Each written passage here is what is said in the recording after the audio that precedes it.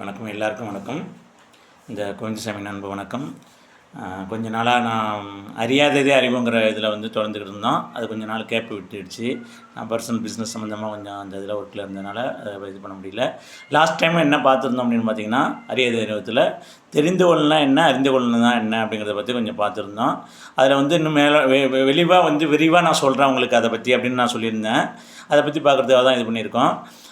அதில் எப்படி நம்ம கன்ஃபார்மாக அதில் 200% எனக்கு அது சரி அப்படிங்கிறது நான் சொல்கிறேன் அப்படின்னு பார்த்தீங்கன்னா, நான் பைபிள் உள்ள வசனம்லாம் பைபிள் படிப்பேன். அந்த இதுலேருந்து பார்த்தீங்கன்னா, இயேசு கிறிஸ்துவை எல்லாருக்குமே தெரிஞ்சதான், அவர் பாவம்லாம் செய்யல, இது பண்ணாருங்கிற மாதிரி நல்லவா இருந்தவர், ஒரு நல்லவர் அப்படிங்கிற மாதிரி தான் எல்லாருக்குமே. அது அவரை பற்றி தெரிஞ்சவங்களோ தெரியாதவங்களோ எல்லாருக்குமே பைபிள் படிக்கிறவங்களோ படிக்காதவங்களோ அது எந்த மதத்துக்காரங்களோ தெரிஞ்சு வச்சுருந்துருப்பாங்க, ஓரளவு தெரிஞ்சு வச்சுருப்பாங்க.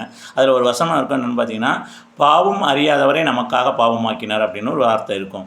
அதில் பார்த்தீங்கன்னா, பாவம் அறியாதவரை, அப்போ அறியாதவரை நமக்காக பாவமாக்கினார் இருக்குது. பாவம் அறியாதவரைன்னா தெரியாதவரும் அறியாதவரும் ஒன்றா இருந்துச்சுன்னா, பாவங்கிறது அவருக்கு என்னென்னு தெரியுமே. பொய் சொல்லுதல் பாவம்னு தெரியும், கோபப்படுதல் பாவம்னு தெரியும், பொறாமை பாவம்னு தெரியும், இச்சிக்குதல் பாவம்னு தெரியும், கொலை செய்தல் பாவம்னு தெரியும். அப்போ பாவம் தெரியாதவரைங்கிறதுன்னு அப்படி போட்டுருந்தாங்கன்னு பார்த்தீங்கன்னா, அறியாதன்னு போட்டிருக்குன்னா அப்போ ரெண்டும் ஒன்றா இருந்துச்சுன்னா அப்படி போட்டிருக்க மாட்டாங்க. போட்டிருக்காங்கும் போது அப்போ அறியாதங்கிறது வேறு வித்தியாசம். ஆனால் அது அவர் எந்த ஒரு பாவமும் செய்யலை, அது எல்லாருக்கும் தெரிஞ்ச விஷயம். அப்போ பாவம் செய்யலை அப்படிங்கும்போது அறியாதவன் செய்யாததான் அறியாதவர்னு போட்டிருக்கு அதில்.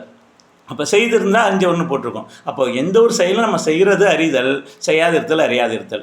தெரிந்து கொள்றதுன்னு அதை வச்சு நம்ம தெரிஞ்சுக்கிறது தான். செய்கிறது தான் அறியுதல்ங்கிறது அதுலேருந்து நம்ம விளங்கிக்கலாம்.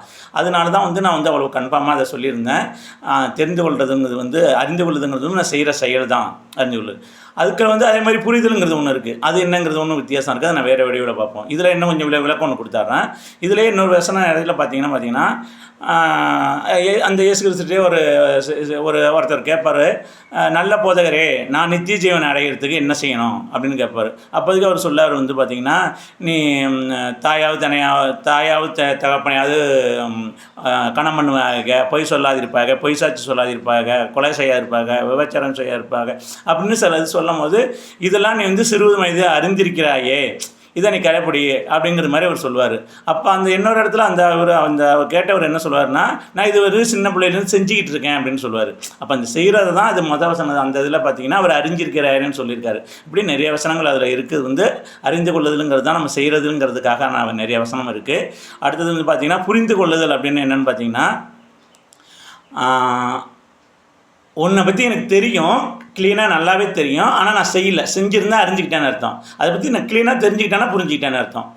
அரைக்குறையாக நம்ம தெரிஞ்சு மட்டும் வச்சுருக்கோம், அது சரியாக தப்போ அதை பற்றி தெரிஞ்சு வச்சுருக்கோம்னா அதை தெரிஞ்சு வச்சுக்கிறது.